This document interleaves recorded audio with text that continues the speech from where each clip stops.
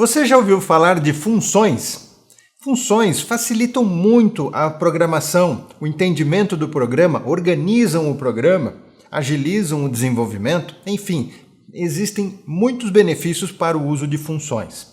E no Python nós temos algumas características particulares enquanto a funções. Nesse vídeo aqui eu vou te explicar. Vamos lá, vem comigo!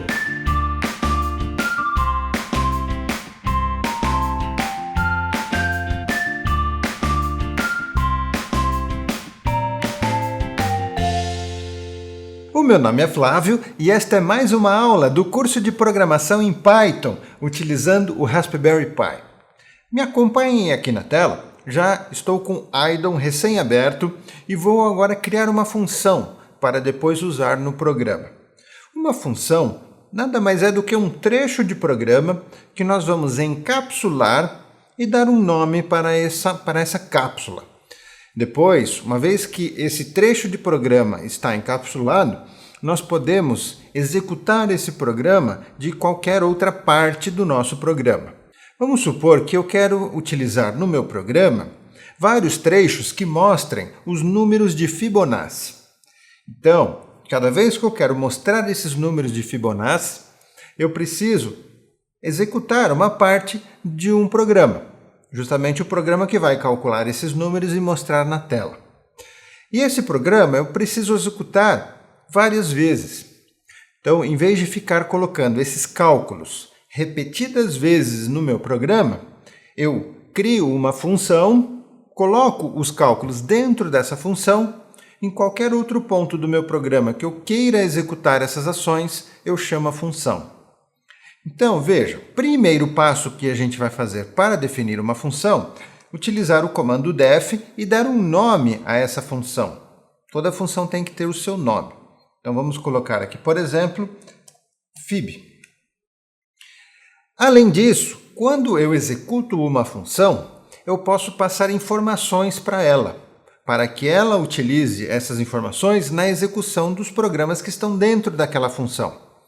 No caso de listar os números de Fibonacci, vamos supor que eu queira informar a função até qual número eu quero que ela me liste. Que não fique infinitamente listando os números de Fibonacci. Então eu passo o último número que ela vai me listar. Isso seria um parâmetro. E aqui, ao definir a função, colocar um nome, eu coloco entre parênteses os parâmetros que eu quero. Por exemplo, n final, o número final. Se eu quisesse colocar outros parâmetros, por exemplo, o número inicial ou outra informação, eu separo com vírgulas e vou colocando outros parâmetros também. Mas vamos começar simples, apenas com um único parâmetro, final. Muito bem, aqui eu coloco 2 pontos, enter. Estou agora aqui embaixo definindo essa função, ou seja, estou programando a função. E o que ela vai fazer quando ela for executada? Então aqui eu coloco os códigos. Por exemplo, eu quero que uma variável a fique com 0. A gente já vai usar ela daqui a pouco. Executou essa função, ela vai lá, cria a variável a e joga 0 lá dentro. Quero que a variável b comece com 1. Ok? E continuo, por exemplo, eu coloco aqui um laço. Posso colocar um for, posso colocar if, ou seja, tudo que nós aprendemos de programação, estamos aprendendo de programação, nós podemos colocar dentro de uma função. Entenda a função como um subprograma, ok? Esse subprograma que tem um nome e pode receber parâmetros, ok? Muito bem, esse parâmetro, então, para que serve? Estou colocando aqui um laço, quero repetir até que ele chegue naquele número final. E aqui eu tenho a variável a, que é a variável a que a gente vai estar mostrando, ou seja, a variável a irá conter os números de Fibonacci, um por vez. Então eu vou dizer assim, enquanto o a for menor do que, olha lá, ó, n final, vai fazer o que eu colocar aqui embaixo. Então, vamos executar o while enquanto aquela condição for verdadeira. Então veja, de acordo com o que for informado no parâmetro da função, ela terá um comportamento, porque aqui estamos condicionando esse laço a esse comportamento. Poderia colocar um if, condicionando o if a esse parâmetro, e assim por diante. Vamos seguir com o while, e aqui dentro do while eu vou colocar agora o seguinte comando. Vou criar uma variável que seria o número de Fibonacci encontrado nessa iteração, que será igual a A. Então agora vamos printar o número de Fibonacci. É isso que a gente quer dessa função. Num fib. E olha, pessoal, se você não assistiu às minhas aulas anteriores aqui desse curso, você talvez tenha alguma dúvida agora com o que eu vou colocar. Vou colocar da seguinte forma: end igual a aspas, aspas. Isso aqui significa que o comando print, eu não quero que ele quebre de linha após mostrar o primeiro número. Após mostrar qualquer número, ele vai continuar, enfim, na mesma linha. Tá? Então, se você não assistiu às aulas anteriores, volta lá, tem uma aula que eu explico tudo sobre o comando print. Aqui vamos colocar, então, dessa forma e vamos colocar embaixo o seguinte. Já mostramos esse número, então vamos calcular o próximo número de Fibonacci. Da seguinte forma, A agora passa a ser igual a B e o B passa a ser igual a número de Fibonacci, o último que foi encontrado, mais A. Basicamente isso, vamos dar um print aqui sem nada, só para ele quebrar de linha. Definir a função. Então agora temos uma função definida. Essa função está lá na memória e o nosso programa pode executar a função sempre que quiser, passando os parâmetros que foram definidos. Por exemplo, vamos chamar aqui fib e eu quero que mostre os números de Fibonacci até 1000. Enter, e olha lá, listou cada um dos números de Fibonacci até 1000, não 1000 inclusive, porque 1000 propriamente dito não é um número de Fibonacci. Agora, vamos fazer o seguinte. Poxa, o meu programa quer executar de novo, só que ele quer listar até o número 50. Veja, eu não precisei programar tudo de novo. Agora eu quero até o número 50.000. Ele vai funcionar sempre com os parâmetros que eu informar. Independente do ponto do programa que eu esteja, eu posso chamar essa função. E olha só que curioso. Essa função a gente pode colocar dessa forma fib, e ele nos diz, aqui o idle está dizendo que nós temos aqui um valor do tipo função e está naquele endereço de memória lá. Isso quer dizer que a função ela é muito parecida com uma variável. Uma variável nós temos um valor, damos um nome e guardamos esse valor dentro da memória.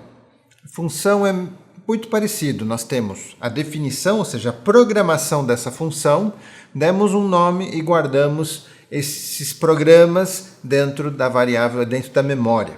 Sempre que quisermos executar essa função, estamos fazendo referência àquele ponto da memória.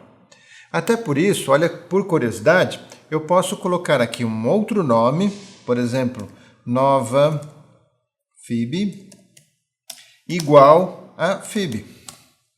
Isso funciona.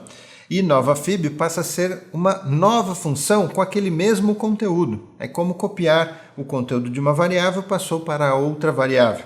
Por isso eu posso executar. Veja, nova fib, coloco aqui 1000 e ele executou aquela função. Copiei o conteúdo de uma função para outra.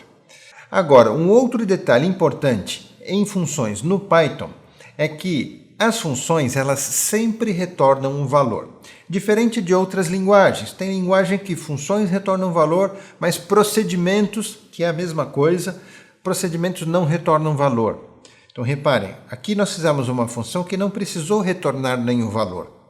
E o que é retornar valor? É quem está chamando a função teria uma resposta.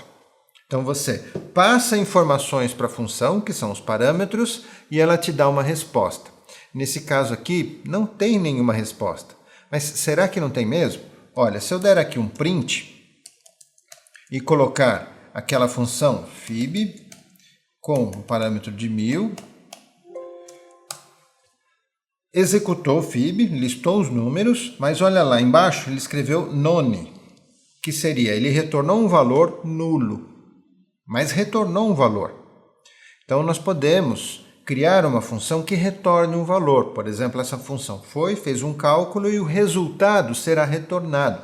para que aqui, onde estamos chamando a função, a gente possa utilizar esse valor, guardar ele numa variável, fazer o cálculo. Vamos fazer um exemplo aqui. Vamos pegar essa mesma função e eu vou definir, olha, aqui embaixo, antes de finalizar a função, eu vou colocar o comando return. E vamos retornar o último número de Fibonacci, numFib. Então, Enter. Ok? Redefini a função, ou seja, eu coloquei por cima essa nova definição da função. Por isso, se eu chamar agora, olha lá, 1000, executou a função, tal como estava, só que ele me retornou um valor lá, olha aqui embaixo. 987, que é o último valor. Então, dessa forma, a gente consegue, inclusive, fazer cálculos, guardar esse valor em variável. Por exemplo, coloco fib 1000 mais 3. Um cálculo, certo? O que vai dar? Vai dar que fib 1000 mais 3 é igual a 990, ou seja, ele pegou 987 e somou 3, por isso resultou em 990. Ou seja, estou utilizando o valor que foi resultante daquela função. Então, com isso, a gente vai ficando por aqui nessa aula. Na próxima aula, a gente se aprofunda um pouco mais na questão de função. Ela ainda tem algumas particularidades interessantes para te explicar. Se você quiser aprender a programação, uma outra dica que eu te dou é programar em Arduino. Arduino por quê? Porque Arduino é uma plataforma excelente para iniciar. Então eu vou te recomendar que o curso de Arduino.net é um curso que eu criei para que você possa aprender o Arduino do zero. Tanto a eletrônica básica e por isso que se você está interessado em utilizar o Raspberry Pi, é interessante que você tenha uma noção mínima de eletrônica. Lá no curso de Arduino você terá a metade do curso vai falar de eletrônica. A outra metade fala de programação em C++, que é a linguagem utilizada no Arduino. Então faça lá o curso de Arduino.net, será um prazer enorme ter você por lá. Te espero aqui na próxima aula. Um grande abraço. Tchau, tchau!